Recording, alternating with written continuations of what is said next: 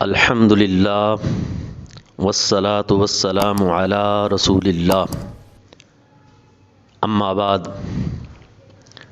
رمضان المقدس کی مبارک اور پرنور گھڑیاں ہم سب کو اللہ کی طرف سے میسر آ چکی ہیں۔ ان مقدس گھڑیوں میں رب العزت کی بارگاہ میں التجا کرنا، مناجات کرنا، عبادات کرنا، یہ ہم سب مسلمانوں کا اسلامی فریضہ ہے۔ رمضان مبارک اس کے مہینے کے کچھ تقاضے ہیں۔ اگر ان تقاضوں کو ہم پورا نہ کریں تو رمضان کی برکتوں سے ہم محروم ہو جائیں گے۔ ہر کام کی ایک تیاری ہوتی ہے، ایک پلاننگ ہوتی ہے، ایک منصوبہ بندی ہوتی ہے۔ تو رمضان مبارک جو کہ پورے کا پورا مہینہ برکتوں والا ہے، اس کی بھی اللہ کے پاک پیغمبر صلی اللہ علیہ وسلم نے ہمیں ایک منصوبہ بندی اور پلاننگ کرنے کا حکم دیا ہے بیفور ٹائم۔ اور وہ پلاننگ نیکی کے حوالے سے ہونی چاہیے، عبادات میں اضافے کی صورت میں ہونی چاہیے، حصول تقوی کی صورت میں ہونی چاہیے، اور قلت طعام کی صورت میں ہونی چاہیے، اور کثرت ذکر کی صورت میں ہونی چاہیے، تلاوت قرآن کی صورت میں ہونی چاہیے۔ یہ پلاننگ ہے جو خود اللہ کے پاک پیغمبر صلی اللہ علیہ وآلہ وسلم نے اپنے اصحاب کو اس کا درس بھی دیا، اور پریکٹیکلی اس کو ہمارے سامنے آپ نے پیش بھی فرمایا۔ ایک امر مباح ہے، جائز ہے، اور ایک امر مکروہ ہے، ناجائز امر ہے۔ اس مہینے کے اندر ہمارے لیے ایک بڑی پریشانی والی بات یہ ہے کہ ہم پلاننگ کرتے ہیں پر امر مکروہ کی پلاننگ کرتے ہیں، عبادات کی پلاننگ نہیں ہوتی ہے، نہ گھروں میں، نہ انفرادی طور پر، نہ اجتماعی طور پر۔ ہمارے گھروں کے اندر بھی جو منصوبہ بندیاں ہوتی ہیں رمضان مبارک کے اندر، وہ کھانے پینے کی ہوتی ہیں۔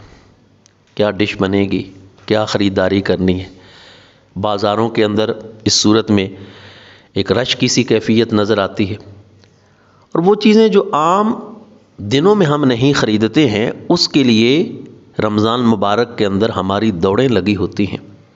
اور عام دنوں میں جو کھانے ہمیں میسر نہیں ہوتے، رمضان کے اندر ہم سمجھتے ہیں کہ اپنے لیے ان کو پکا کے کھانا شاید بہت بڑا کار خیر ہے، حالانکہ یہ بالکل روح اسلام کے خلاف ہے کہ ایک انسان اگر اپنی ذات کے لیے سوچے کہ میں مختلف طرح کی ڈشز تیار کر کے رمضان میں کھا لوں گا تو اس سے مجھے بڑا کوئی ثواب ملے گا۔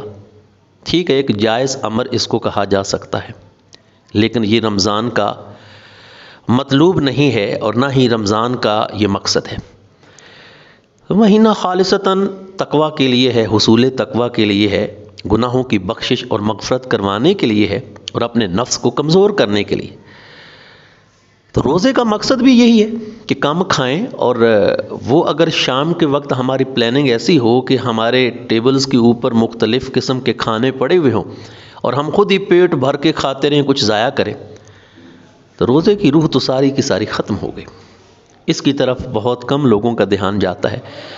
گھروں کے اندر کھانے پینے کا اہتمام بڑی کثرت سے اور اس کو کار خیر سمجھ کے، ہاں دوسروں کے لیے کریں، غرباء کے لیے کریں، مساکین کے لیے کریں صدقے کی صورت میں، تو وہ بڑا درست امر ہے، اور یہی نبی پاک صلی اللہ علیہ وسلم کی سنت مبارک ہے۔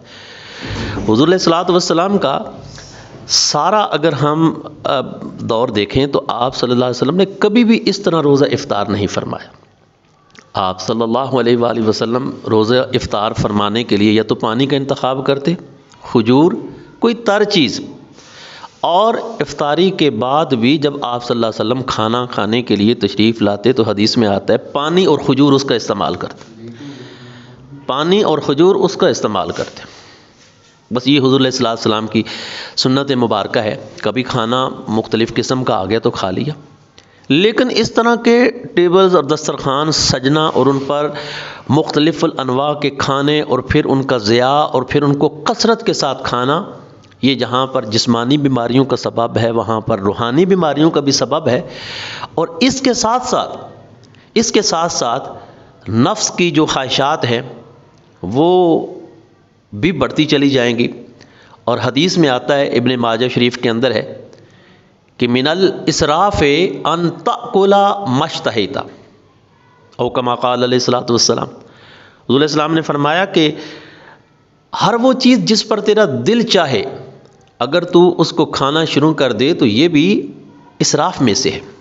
فضول خرچی کے اندر یہ چیزیں آتی ہیں، ولا تسرفوا، قرآن کہتا ہے فضول خرچی نہ کرو، وہ جس چیز پہ دل آیا ٹھیک ہے جناب، 10 ڈشیں دل کر رہا ہے، یہ بھی کر لو، یہ بھی کر لو، یہ بھی کر لو، اور بیلون کی طرح پیٹ نکال کے ہم لوگ رات بھر بھی سوتے ہیں اور ساری رات بھی کھاتے رہتے ہیں، تو اصل جو روزے کا مقصد تھا وہ تو فوت ہو گیا۔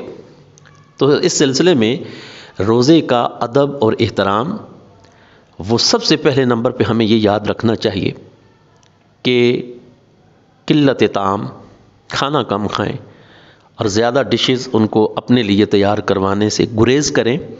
وہ امر مباح ہے، جائز ہے، حرام نہیں ہے، لیکن روزے کے مقصد کے یہ چیز خلاف ہے۔ صدقہ کریں، خیرات کریں، اور اس کے ساتھ ڈھیروں نیکیاں اور ثواب اس ماہ مقدس کے اندر سمیٹیں۔ اللہ ہم سب کو عمل کی توفیق نصیب فرمائے۔